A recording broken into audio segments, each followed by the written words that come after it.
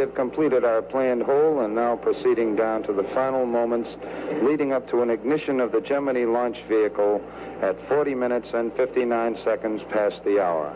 The Mod 3 radio command guidance system now has fed the final flight parameters into the launch vehicle and spacecraft.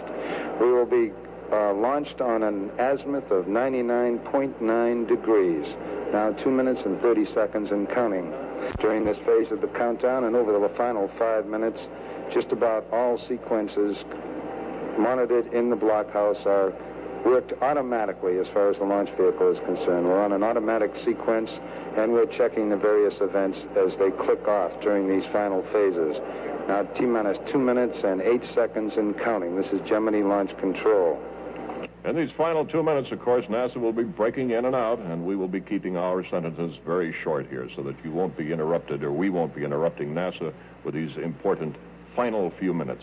And now, of course, the tension is building. Now this is the moment of truth. This is Gemini Launch Control. Now T-minus 1 minute, 47 seconds and counting. We do have a clearance for a launch. The Stage 1 fuel pre-valves have been opened. This permits the fuel to feed down just above the thrust chamber of the launch vehicle. Now coming up on T-minus 90 seconds. Mark, T-minus 90 seconds and counting. All systems looking good during this final phase of the count. We will get ignition of the Gemini launch vehicle at 0 in this final phase of the countdown. 0 ignition. The two engines will build up some 430,000 pounds of thrust just prior to liftoff. Once the vehicle builds up 77% of this thrust, we get a go for a liftoff. This will occur some 4 seconds after ignition. Now T-minus 1 minute and counting as we go through our final checks. There you have it. We're under a minute now. Everyone here. T-minus 50 seconds and counting.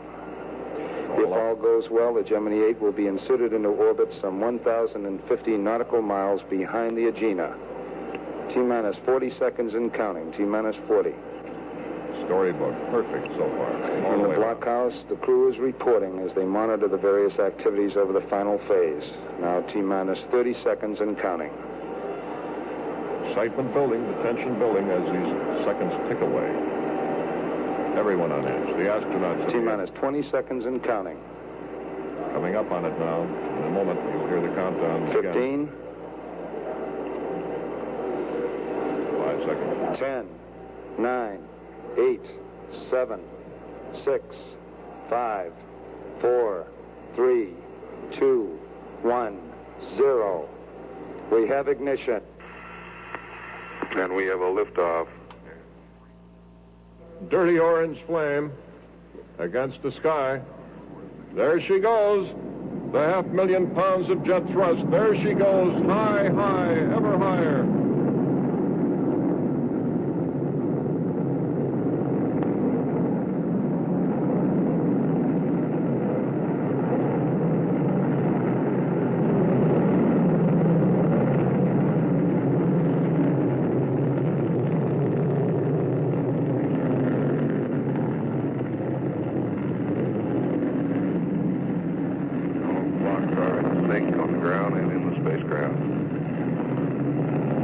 Up she goes. It looks beautiful. 45 Absolutely seconds perfect. into the flight. Silver streak against the blue cloudless floor Flight of the sky. dynamics says he looks good. Heading toward orbit high over the Atlantic. 50-second mark.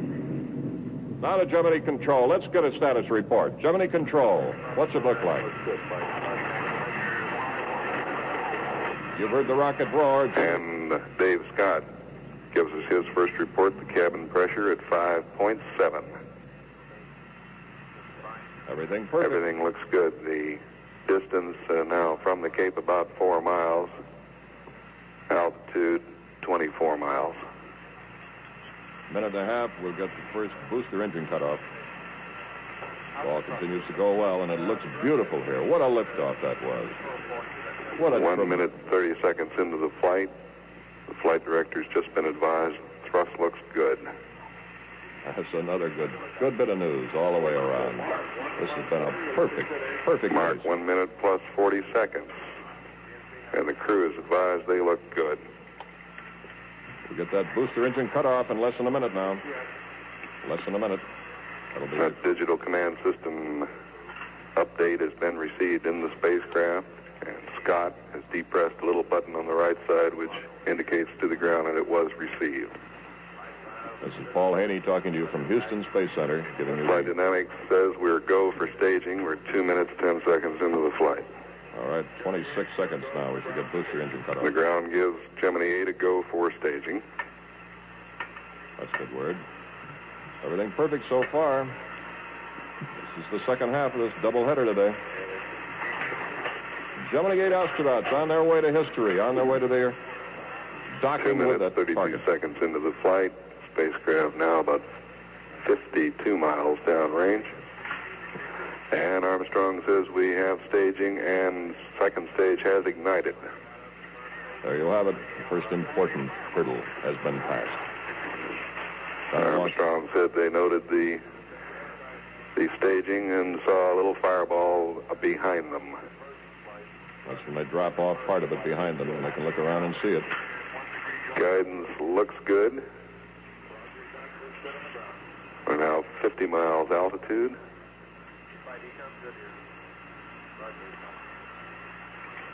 What's been amazing is the communication so perfect between the Gemini. We're about 100 miles downrange. As you just heard, Paul Haney has been giving beautiful... The surgeon reports he's well satisfied with the values he's reading on both crewmen. Flight Dynamics says we're right down the middle. All the data agrees. The plots are an exact overlay of the planned values. A couple of minutes, we'll get second stage cut off. And then, of course, orbit. 3 minutes and 50 seconds into the flight. And communications have been reasonably good, as sharper than we can recall in any past launch. We agree. 4 minutes into the flight. 2 minutes, 7 seconds now. We should have orbit. That's 6:07 into the flight. Flight director's advised his controllers to stand by for a status check. He's checking each one of them now. He's gotten a go from all positions here in the control center. Bill and Jim Lovell, our Capcom, has just advised Armstrong that he has a go from the ground. They'll be breaking out more cigars in Houston at this rate. This has been a perfect day so far. 1-2, a 1-2 punch for America. Downrange distance now about 280 miles. Altitude 80 miles. Up she goes. Perfect liftoff. We're getting second stage And cutoff. again, Fido says we're right down the middle on our traces here. 1 minute now to second stage cutoff. 2 minutes to orbit. 5 minutes into the flight. 41 seconds to engine cutoff, second engine cutoff. That's the important thing. When that works, then we know we've made it. Mark .8 has achieved 80% of the velocity desired. We're now 85 miles high. And Lovell assures Armstrong again that he looks very good here on the ground. Very good all around. Should be getting that second stage engine cutoff. Just about 10 seconds from now. We have second stage cutoff. Approximately 5 minutes, 40 seconds. There you had it. Second stage cutoff, and boy, the cigars... 5 minutes, 50 seconds. In about 10 seconds, the crew should initiate their thrusters. Flight Dynamics confirms again he's go, and Lovell is passing this up to the crew. Back in the ground, no damage here at pad 19. Took all the flames 6 out. minutes, 5 seconds into the flight. Orbit should be coming up right now. And Armstrong advises they have completed their burn. They are free of the second stage. That's it. That's it. Armstrong and Scott are in orbit right at this very moment now, beginning this dramatic chase through space. They got 1,200 miles to go. They're going to close the gap gradually over 5.5 hours. Be a dramatic rendezvous and then docking. 6 minutes, 40 seconds into the flight.